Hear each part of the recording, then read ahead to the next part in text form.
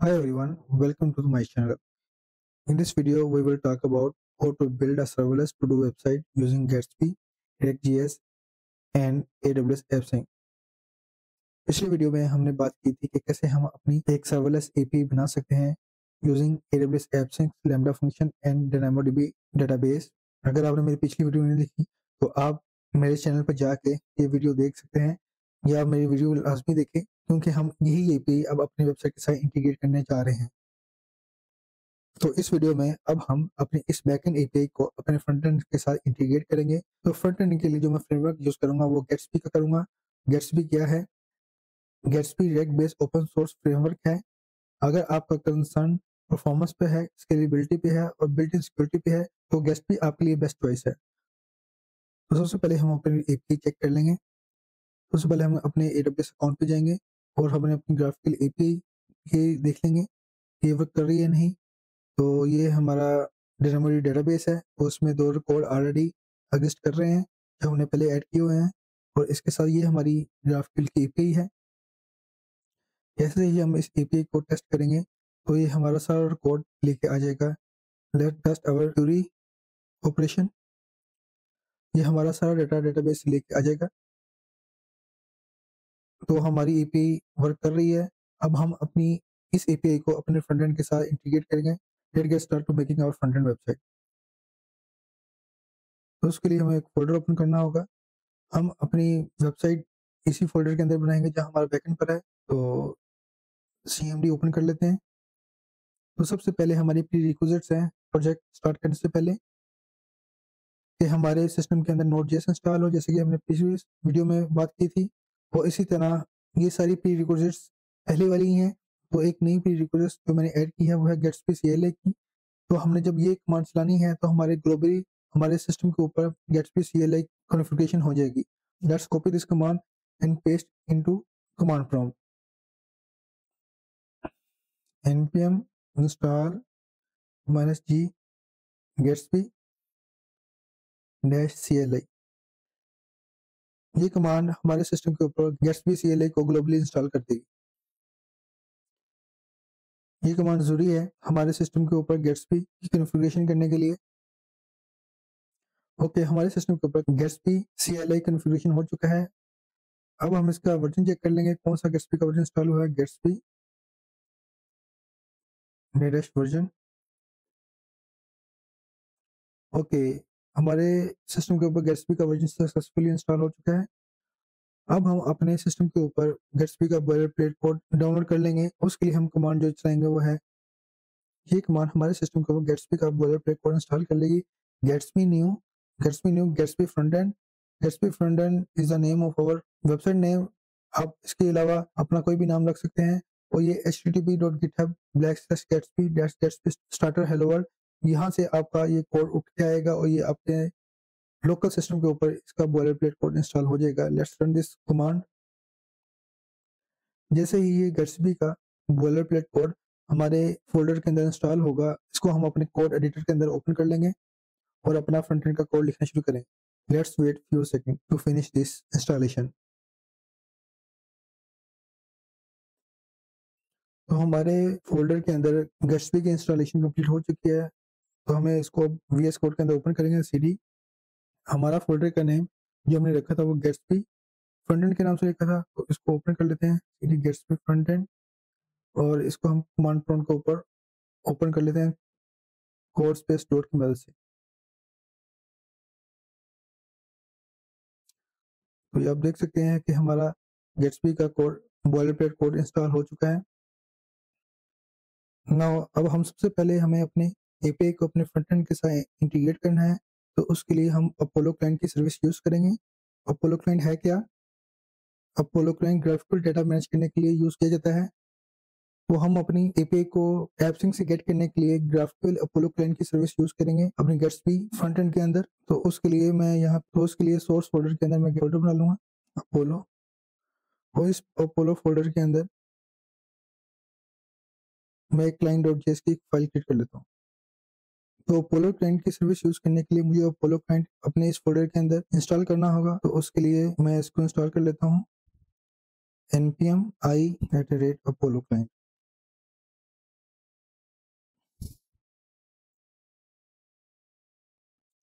तो Poland client हमारे system के अंदर इंस्टॉल हो चुका है। हम पैकेज और जेसन के अंदर भी चेक कर लेते हैं। जी, इसका वर्जन 3.12.6 हमने इंस्टॉल कर लिया है। अब हम इसको इंपोर्ट कर लेते हैं अपनी client.js के अंदर। Import from Apollo client. और इस अपोलो क्लाइंट से हम कौन से फंक्शंस इंपोर्ट करेंगे? सबसे पहले हमें जरूरत है अपोलो क्लाइंट की। ये बिल्ट इन हमें फंक्शन अपोलो क्लाइंट प्रोवाइड करता है, हम इनको यूज करेंगे। और सेकंड फंक्शन है इन कैशे मेमोरी की। हम अपने एपीआई को कैशे में स्टोर करेंगे, उसके लिए हम इन मेमोरी कैशे को यूज करेंगे। और लास्टली एचटीटीपी लिंक्स, क्योंकि हमारा जो सा एपीआई का लिंक है वो एचटीटीपीएस है, तो उसके लिए एचटीटीपी लिंक का फंक्शन यूज करेंगे। अब हम उस अब हम अपने अपोलो क्लाइंट का ऑब्जेक्ट क्रिएट कर लेते हैं, न्यू एपीआई क्लाइंट। और एपीआई क्लाइंट फंक्शंस के अंदर हम प्रॉपर्टीज पास करेंगे। फर्स्ट प्रॉपर्टीज जो हम पास करेंगे वो हमारी लिंक की होगी। हमारे जो सा एंड पॉइंट है हमारे एपीआई का, वो क्या होगा? वो हमारा एचटीटीपी लिंक होगा। एचटीटीपी लिंक एचटीटीपी लिंक और एचटीटीपी लिंक के अंदर एचटीटीपी लिंक के अंदर हम यूआरएल के अंदर अपना ग्राफिकल का एंड पॉइंट पास करेंगे। तो यहाँ अभी हम एम्प्टी स्ट्रिंग पास कर देता हूँ। इसके बाद हम इसके अंदर एप्सिंग का ग्राफिकल का एंड पॉइंट पास करेंगे। तो अभी के लिए हम इसे एम्प्टी स्ट्रिंग पास कर रहे हैं। सेकंड जो प्रॉपर्टी है वो होगी फेच की। तो फेच कहाँ से आएगा? ये क्रॉस फेच लाइब्रेरी से आएगा, तो उसको इंपोर्ट कर लेते हैं। Import fetch from cross fetch.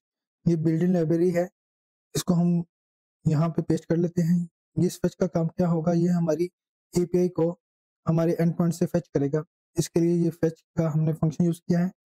API की प्रोवाइड करनी है तो वो हम हेडर में प्रोवाइड करते हैं, क्योंकि वो सीक्रेट होती है, तो इसलिए वो हेडर में प्रोवाइड करेंगे। हेडर हेडर के अंदर जो सी हमारी एपीआई की होगी वो एक्स डॉट एपीआई की डॉट की। तो यहाँ हम अपने स्ट्रिंग के अंदर हम अपनी एपीआई की प्रोवाइड कर देंगे। ये दोनों चीजें यूआरआई एंड अपनी एपीआई की अभी हम इसके अंदर हम अपनी एडब्ल्यूएस एप्सिंग की एपीआई से प्रोवाइड करेंगे। तो ये हम अभी इसके अंदर इन फील्ड्स के अंदर अपना डेटा प्रोवाइड करते हैं। तो लास्टली जो फंक्शन है, हमने अपनी एपीआई को कैशे में भी स्टोर कराना है, तो उसके लिए cache new in memory caching का फंक्शन यूज करेंगे। Now let's put our URL endpoint and API key in this field। और अपनी API की कहाँ से मिलेगी? ये हमें अपनी AWS एप्सिंग ग्राफिकल API से मिलेगी। तो अब हम अपना AWS का अकाउंट ओपन करते हैं।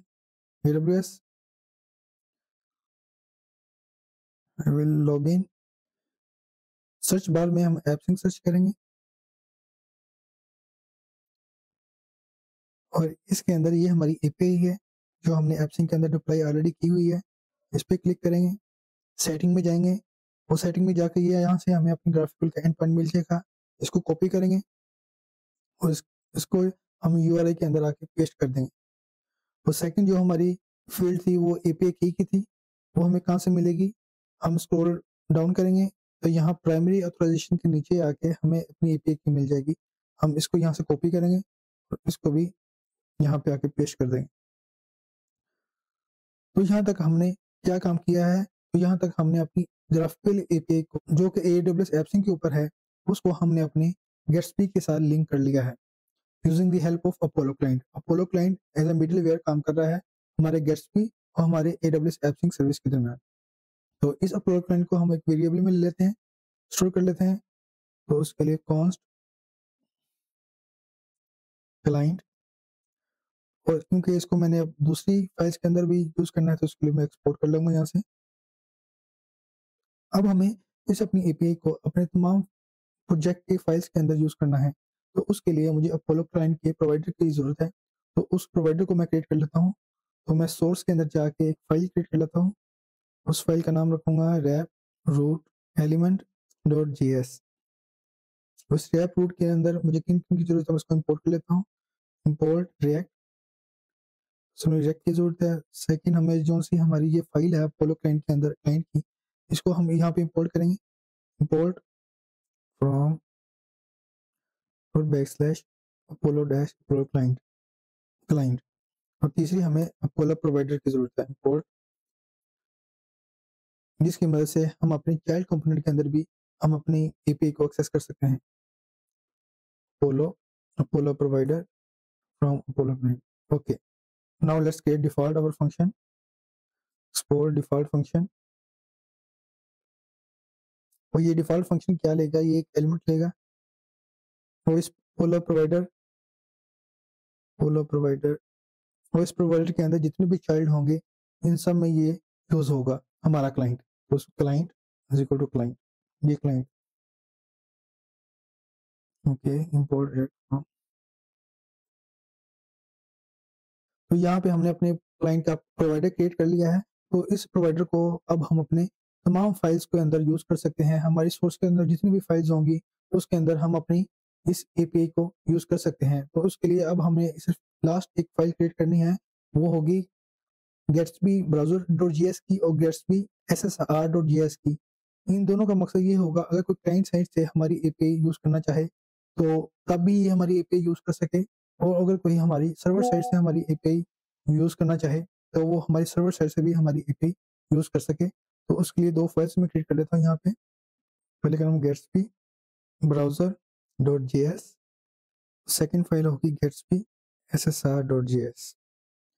तो इसके अंदर क्या जो सी हमारी ये डिफॉल्ट तो जो सा हमारा प्रोवाइडर था इसको हम यहाँ पे एक्सपोर्ट किया है, तो इसको हम वहाँ पे इंपोर्ट कर लेंगे। एक्सपोर्ट डिफॉल्ट, ओके, एक्सपोर्ट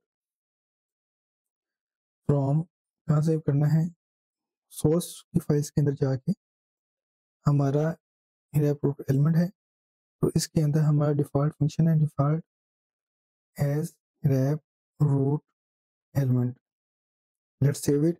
तो यही हम gatsby.ssr में भी कॉपी पेस्ट कर देंगे। Let's save all our files. तो यह तक हमने क्या काम किया है, हमने अपनी एपीआई को अपनी गेट्सबी फ्रंटएंड के साथ लिंक किया है। तो उस लिंक के बाद हमने अपनी तमाम चाइल्ड फाइल्स के अंदर भी हम अपनी एपीआई का यूज करना चाह रहे थे। उसके लिए हमने रैप रूट एलिमेंट का एक फाइल क्रिएट की है, उसके अंदर हमने अपोलो प्रोवाइडर क्रिएट किया है, और इस अपोलो प्रोवाइडर को हमने अपने गेट्सबी ब्राउजर्स मींस हमारी क्लाइंट साइड पे जितनी भी एपीआई कॉल्स होंगी तब भी हम एपीआई का यूज कर सकें। और अगर हम अपनी सर्वर साइट्स के ऊपर अपनी कोई स्क्रिप्ट चलाना चाह रहे हैं एपीआई का यूज करते हुए, तब भी हम अपनी एपीआई को यूज कर सकते हैं। तो इसके लिए हमने ये दो फाइल्स क्रिएट की हैं, Gatsby browser.js and Gatsby ssr.js। Now हम अपने मेन काम की तरफ आते हैं। पेजेस फोल्डर्स के अंदर जाके index.js के अंदर जाके यहाँ से हम अपना फ्रंट एंड का कोड लिखना शुरू करेंगे। Let get start our front end code. तो मैं ये फंक्शन एक बार सारा लिख लेता हूँ, तो इसके बाद मैं आपको एक्सप्लेन करता हूँ। तो ये मैंने अपने फ्रंट एंड का कोड सारा लिख लिया है। तो यहाँ पे मैंने क्या किया है, सबसे पहले हमने अपोलो क्लाइंट के अंदर से यूज क्यूरी और यूज म्यूटेशन और जीक्यूएल के फंक्शंस को गेट कर लिया है। और उसके साथ हमने शोर्ट आईडी का एक फंक्शन यूज किया है हमारे आईडी के लिए। फिर हमने अपनी जो क्यूरी थी ग्राफिकल की उसका स्ट्रक्चर डिफाइन किया है, ये हमें कहाँ से मिलेगा। जैसे ही हम अपने एडब्ल्यूएस एपीआई के अंदर आएंगे, क्यूरी के अंदर जाएंगे, तो यहाँ जाके जब जैसे भी हम अपना क्यूरी रन करना चाहें मिसाल के तौर पे, तो यहाँ से हमें अपने एपीआई का स्ट्रक्चर मिल जाएगा, तो कॉपी पेस्ट करेंगे तो वहाँ जाकर पुट कर देंगे। तो इसी तरह म्यूटेशन का भी आपको स्कीमा वहां से मिल जाएगा। तो उसके बाद इनपुट फील्ड ली है, तो इस इनपुट फील्ड के अंदर जो भी हमारी वैल्यू होगी वो हमने गेट कर ली है, तो उसको हमने डेटाबेस के अंदर स्टोर करवा दिया है। जैसे ही हैंडल सबमिट पे क्लिक होगा तो ये हमारा जो सा भी डेटा होगा जो हमने इस टाइटल के अंदर ऐड किया है वो हमारा DynamoDB डेटाबेस के अंदर पुट हो जाएगा। Now let's run this to do app code. हम npm run develop की कमांड से अपनी गेट्सबी को लोकली रन कर सकते हैं। Now let's run this. तो हमारा फ्रंट एंड रन हो चुका है लोकली। अब जैसे ही हम अपने लोकल ब्राउजर लोकल होस्ट 8000 के अंदर जाएंगे, रिफ्रेश दिस, तो यहाँ पे हमारी वेबसाइट लोड हो जाएगी। तो ये हमारी वेबसाइट टू डू की लोड हो गई है। तो हम अपने डेटाबेस में चेक कर लेते हैं, हमारे डेटाबेस में अभी क्लीन है, कोई डाटा तो नहीं है, क्योंकि मैंने अपने डेटाबेस को क्लीन कर दिया था। डायनेमो डीबी के अंदर जाएंगे, tables tables two do tables के अंदर जाके हम चेक करते हैं। Okay, explore the tables.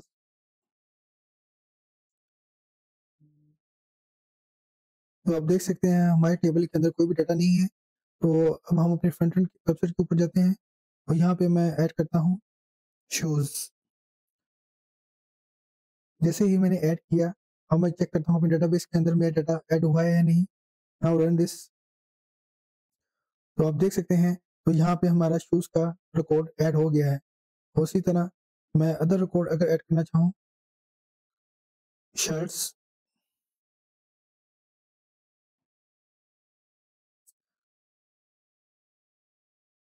तो ये शर्ट्स का रिकॉर्ड भी हमारे गेट्सबी फ्रंट एंड के थ्रू हमने एपीआई को कॉल की है, तो एपीआई ने हमारा डाटा हमारे डेटाबेस के अंदर पुश कर दिया है।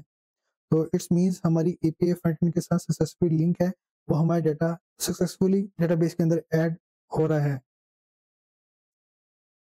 तो आप रिफ्रेश करके देख भी सकते हैं, जो हमने डाटा ऐड किया है वो यहाँ पे हम स्क्रीन के ऊपर देख रहे हैं, जो कि हमारे फ्रंट एंड कोड के अंदर यहाँ पे हमने लॉजिक लिखी है कि अगर हमारा डाटा शो ऐड हो गया है तो उसको हम दोबारा अपने स्क्रीन के ऊपर शो करवा सकें।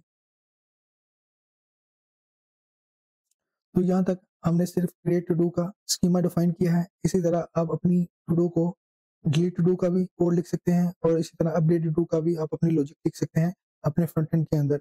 ये काम आप अपने बिहाफ पे खुद करेंगे। तो यहाँ तक आपने देखा कैसे हम अपनी एपसिंक एपीआई को अपने गेट्सबी फ्रंट एंड के साथ लिंक कर सकते हैं और कैसे हम अपने फ्रंट एंड को यूज़ करते हुए अपने डेटाबेस के अंदर अपना डाटा पुट कर सकते हैं। Hope you like this video. If you like it, then hit like and subscribe. Thanks.